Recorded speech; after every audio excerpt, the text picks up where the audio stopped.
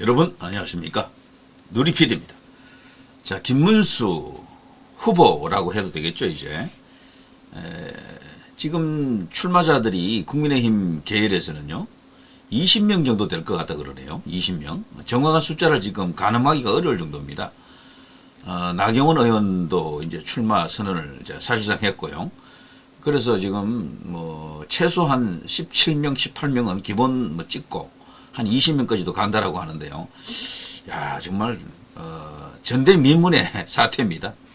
그 정도로 이번 대선에서요 해볼만 하다라고 느끼는 어떤 그런 것도 있고, 대선 출마에 이름을 이제 걸면은 자신의 그 위상이 조금 올라가잖아요.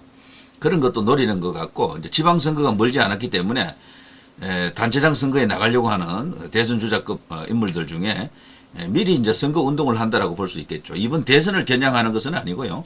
이번 대선에 진검승부를 펼칠 사람은 한 5, 6명으로 제한됩니다. 이제 거기에 이제 하나의 변수가 지금 터졌죠. 한덕수 총리입니다. 한덕수 총리가 이제 만일에 출마를 하게 되면 그야말로 판이 엄청나게 커지고, 그 경우에는 저는 무조건 정권 재창출이 가능하다고 보는데요. 누가 나가든 물론 조건이 있습니다. 나중에는 대동단계를 해야 됩니다. 범우파 혹은 범보수라는 이름으로 모든 후보들이 싸울 때 싸우더라도요, 마지막에는 서로 손을 잡고 이제 한 사람에게 올인을 해줘야 되겠죠. 그때는 지지자들도요, 내가 지지하던 후보가 떨어져도 이제 범보수를 대표하는 누군가가 되면은 그 사람 쪽으로 다 몰빵을 해야 됩니다. 그걸 잘해야지 이재명을 막을 수가 있어요. 충분히 가능합니다. 이재명 최근에 나온 여론조사 보니까 비토 여론, 이재명 안 된다 여론이 굉장히 높습니다. 압도적인 1위던데요. 해볼만 하다라고 생각합니다. 자, 김문수 후보, 지난 8일 기사에 전 국회의원 125명 김문수 대선 출마 의지 밝혀라. 이때까지도 의지를 밝히지 않았습니다. 출마한다 안 한다라는 입장을 명확히 안 하니까 김문수를 지지하는 인사들이 상당히 많이 있습니다. 외곽에도. 자, 이들이 이제 김문수에게 요구를 했던 거죠. 여기에 지금 이름이 걸려 있는 사람들이 놀랍게도 말이죠. 여기 이제 모교상 국민의힘 상임고문. 이분이 아직도 살아계실 줄 몰랐네요. 모교상. 대구분 아닙니까? 박철은 한반도 복지통일재단 이사장. 와, 박철은 전 장관도 지금 생존에 계시군요. 자, 박철은 노태우의 그야말로 뭐랄까 복심이랄까 아니면 그 실세랄까 그런 인물이었는데요. 노태우 정부 때 그 당시 어쩌면 박철은이가 후보가 될 수도 있었는데 결과적으로 3당 합당과 함께 김영삼에게 대권이 가고 말았죠. 그게 대한민국의 명운을 가른 하나의 선택이었다라고 보여집니다. 그때 인물들 많았습니다. 김종필도 있었고요. 박태준도 있었거든요. 사람들 참 많았는데 YS로 가면서 대한민국의 현대사 물급이가 완전히 이제 우리가 생각했던 방향과는 좀 다른 쪽으로 갔었죠. 자, 이경재 전 방송통신위원장, 심규철 전 의원, 차명진 전 의원, 송영선 전 의원 등 전직 의원 125명이 김문수 당시 고용노동부 장관에게 빨리 출마하세요. 시간 없어요. 이러면서 이렇게 들이댔습니다. 자, 이들이 이제 요구하는 것은 딴 거 없습니다. 지금 대한민국에서 이 낱마처럼 얽혀있는 이런 어떤 문제를 풀 수 있는 인물은 김문수밖에 없다라는 거죠. 일단 후보 자체가 청렴하고 깨끗해야 된다라고 합니다. 각종 부패 문제를 얼룩져 있는 민주당, 이재명과 싸울 수 있는 사람은 김문수밖에 없다 이런 이야기죠. 그것이 검증이 되어야 합니다. 검증이.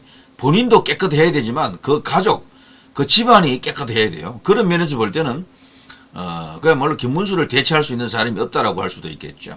그리고 김문수가 갖고 있는 그 능력, 경기지사 때 그 보여준 아주 탁월한 능력들이 또 이들이 이제 인정했고요. 다 알고 있는 거죠. 경기도에 사는 사람들은 다 알 거요. 김문수가 갖고 있는 큰 잠재력 중에는요, 대한민국에서 가장 큰 광역자치단체가 경기도 아닙니까? 경기도 자체적으로 200만 정도 되지 않습니까? 거기에 오랫동안 살았던 사람들은 김문수의 시대를 다 알고 있다 그래요. 이분들이 어게인 김문수를 외치고 있다고 합니다. 경기지사 때처럼 대한민국을 운영해 준다 그러면은 그야말로 업그레이드 대한민국 가능하다라고 보고요. 김문수 지지의 잠재적 기반이죠. 거대한 기반이 경기도라고 하는 그런 곳이 있습니다. 수도권에서 김문수가 안 통한다라는 것은 거짓말이에요. 김문수 장관은 그 전에 그 두 번째 될 때는 유시민하고 붙어서 이겼습니다. 유시민이 그때 전성기였었거든요. 그런데도 김문수한테 깨졌죠. 1대1로 붙었는데도 안 되더라고. 자, 그걸 보더라도 충분히 수도권에서 먹힙니다. 단지 그 소방관 그거 하나 때문에요. 김문수인데 그 이야기 그게 좀 우스개로 지금 이렇게 좀 돌아다니는 측면이 있었죠. 근데 그거는 따지고 보면 아무것도 아니야. 도지사가 지 계통으로 볼 때 뭐 최고 책임자나 다름없어요. 소방 서 전체적으로 소방 조직으로 보면요.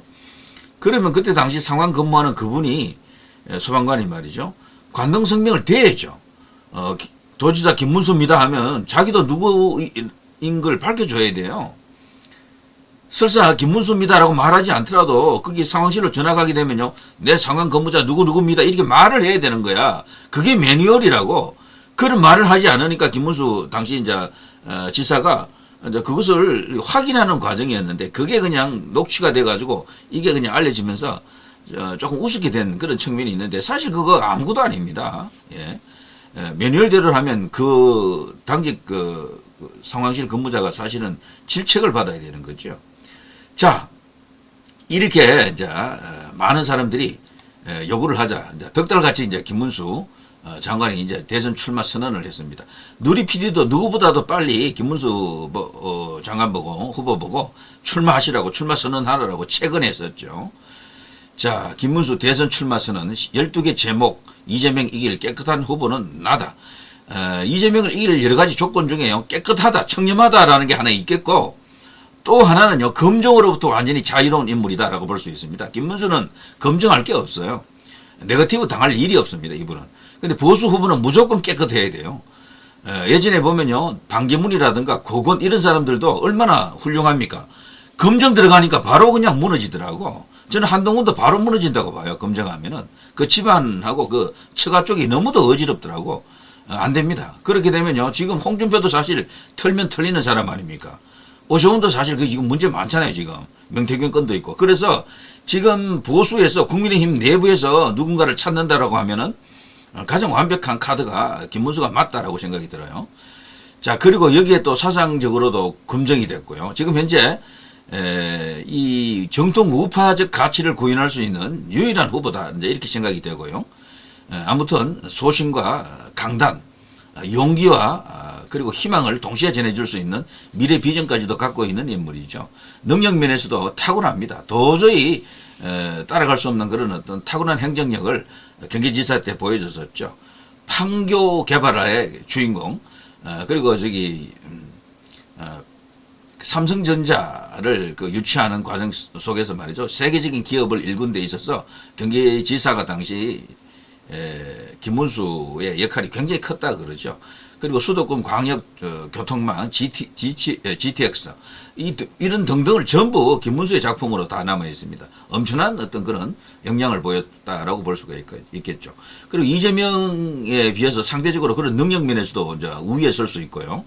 또 하나는 이재명이 갖고 있는 그 소위 이제 개천용의 신화, 그쪽에서는 신화라 그러더라고요. 손가락이 잘린 그 손정공이 일을 하면서 손가락까지 잘려가면서 그렇게 그냥 어렵게 검정고시 쳐서 대학 들어가서 변호사가 되고 그래서 나름대로 이렇게 성공 신화를 이렇게 걸어왔다라는 거죠. 그래서 지금 대통령이 되기 직전에 와 있다 이런 건데요. 그런 서사, 그런 드라마를 붕괴시킬 수 있는 그런 것을 제압할 수 있는 그런 드라마를 갖고 있는 인물은 또 김문수밖에 없습니다. 이분은 경북고등학교 때부터 이제 신화가 시작되었잖아요. 제가 이런 이야기를 여러 번 했기 때문에 이제 반복은 안 하겠습니다만 그때 박정희 대통령 삼성 개헌을 반대한다고 해가지고 학교로부터 무기정학 받았죠. 그로부터 대학 들어가고 노동운동하고 막 이리 걸어왔던 그 과정 전체가 감옥 가고 했던 그 과정이 있잖아요. 그러면서 또 이렇게 소련이 붕괴되고 나서 사상적 전향이 이제 일어났던 그런 과정. 지금은 그 누구보다도 우파적 가치를 갖고 있는 인물. 그리고 아스팔트 우파로서도 전사로서 투사로서 또 수년간 맹활약을 했고요. 그리고 걸어왔던 길 전체가 거대한 드라마입니다. 대한민국의 현대사가 그대로 녹아있는 서사 그 자체다. 때문에 이재명의 저 서사는요, 김문수 앞에 서면 깨갱입니다. 예, 모든 면에서 압도할 수가 있어요. 다만 나이가 조금 더 있다. 그래 그것을 좋게 이야기하면 경륜이 많다라고 볼 수 있잖아요. 목소리가 조금 잠기는 목소리, 성대 결절 같은 그런 목소리가 터지는 게 조금 약점이지 다른 조건적으로는 전혀 흠잡을 데가 없습니다. 자, 아무튼요, 김문수라는 인물이 이제 등장할 수밖에 없는 시대적 어떤 당위 요청, 이것은 하늘의 안배다, 뭐 이런 생각이 들 정도입니다. 여기도 보면요, 김문수가 이재명 이길 수밖에 없다. 부패한 지도자는 나라를 망친다. 그렇죠. 부패 사슬을 끊을 수 있는 인물은 김문수입니다. 헌재 탄핵 받아들일 수밖에 없다. 국무위원으로서 비통하다. 이제 저게 이제 당연한 이야기일 수밖에 없습니다. 자, 이 김문수가 흔히 말이죠, 중도 확장이 뭐 된다 안 된다 이런 이야기가 있는데 이걸 보면요, 꼭 그렇지도 않더라고요. 꼭 그렇지도 않다. 요건 제가 다른 시간에 한번 제대로 나중에 한번 보겠습니다. 무당층하고 여기 20대들 여기 나와보면요, 김문수 수치가 나쁘지 않습니다. 아주 적극적인 지지층은 작지만 그럭저럭 괜찮다가 여기 꽤 되거든요. 그러면은 안철수가 우뚝할 뿐이지 다른 사람들과 큰 차이가 없어요, 사실은. 그래서 요런 이야기는 제가 다른 시간에 또 해보도록 합니다. 자, 이번에는요, 김문수 이분이 자기가 이제 출마 의지를 밝히면서 이 권영 씨하고 쌍권 있죠. 권성동 두 사람을 만나서 입당 의사를 밝힐 때 그때 그 발언했던 거, 제가 그것을 이렇게 갖고 왔습니다. 한번 들어보고 또 마무리를 하겠습니다. 오늘 이렇게 기자 여러분들께서 많이 오셨는데, 제가 1994년 3월 8일 당시 민주자유당에 입당을 했습니다. 31년 전입니다. 그때 저는 운동권에서 상당한 정도로 좀 알려져 있었던 상태였습니다.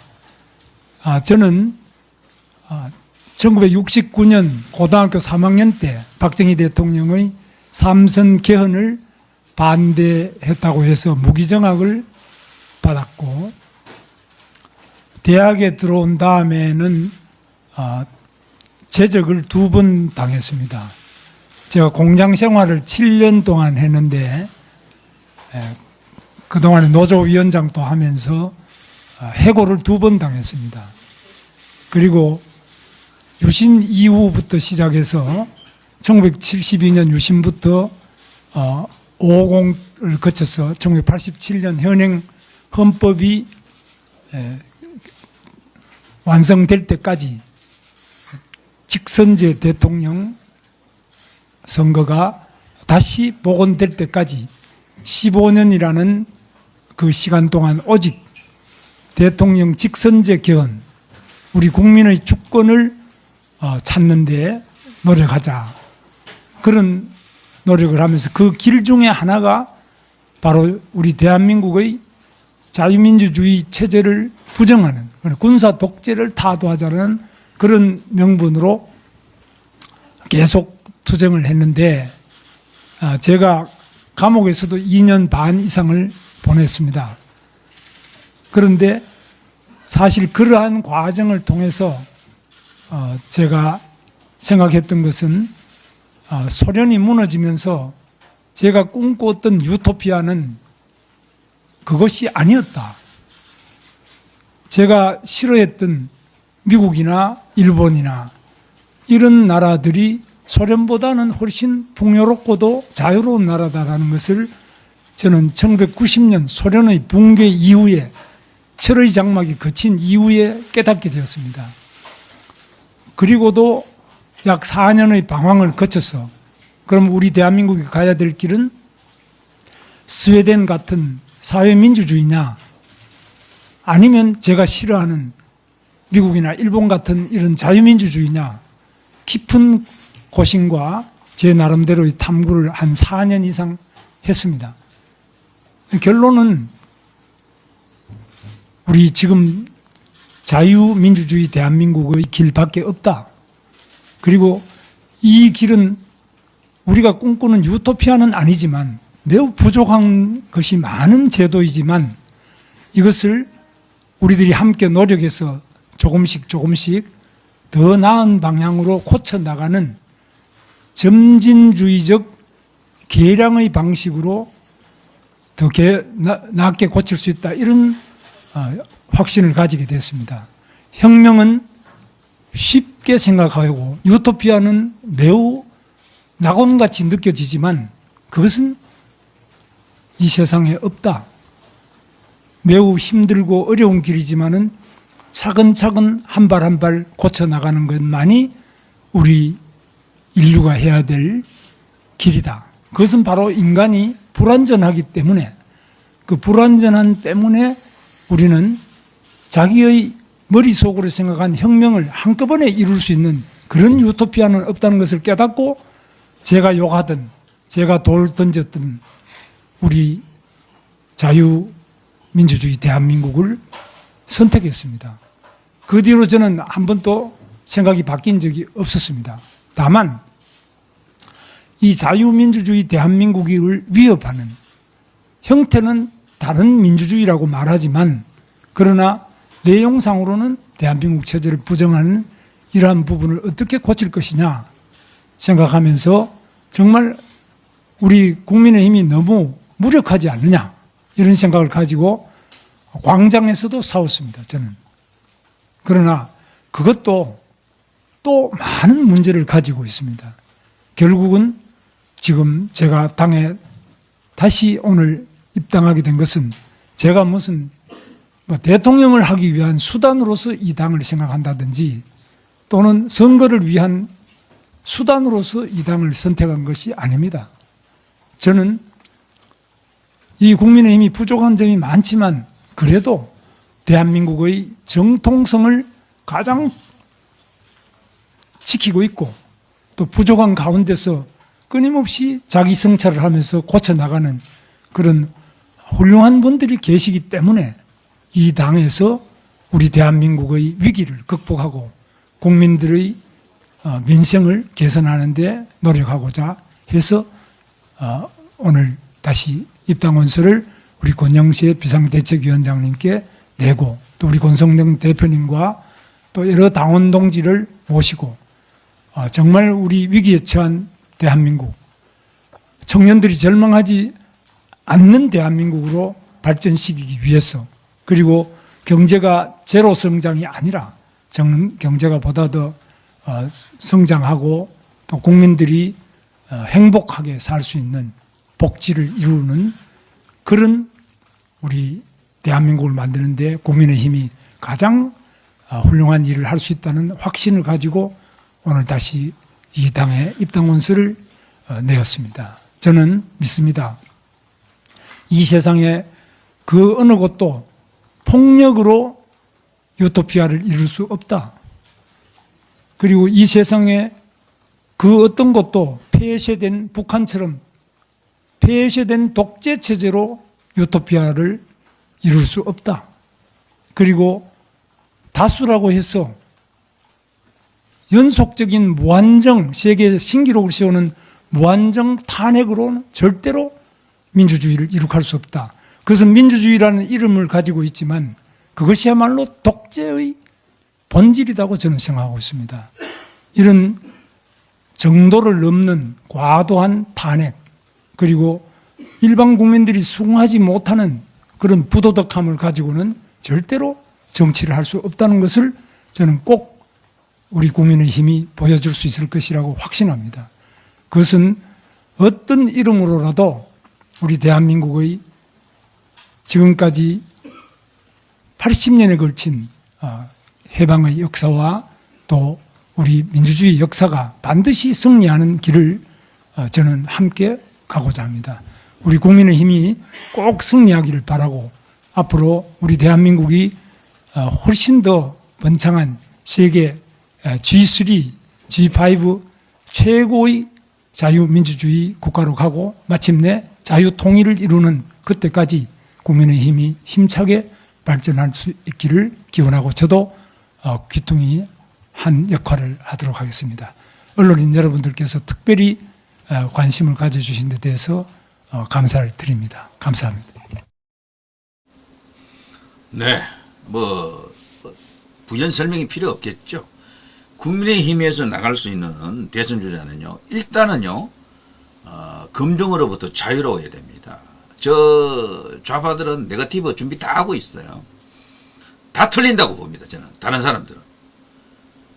한덕수 총리 이야기도 지금 많이 나오는데 이분은 모르겠어요. 어떤 D가 있을지를 모른다니까. 과거에 그건 대단한 분 아닙니까? 그분도 지지율이 1위였었거든요. 순식간에 그냥 내려가 버렸어. 반기문도 마찬가지입니다. 집안 이야기 터지니까 뭐 그냥 우르르 이렇게 무너지더라고.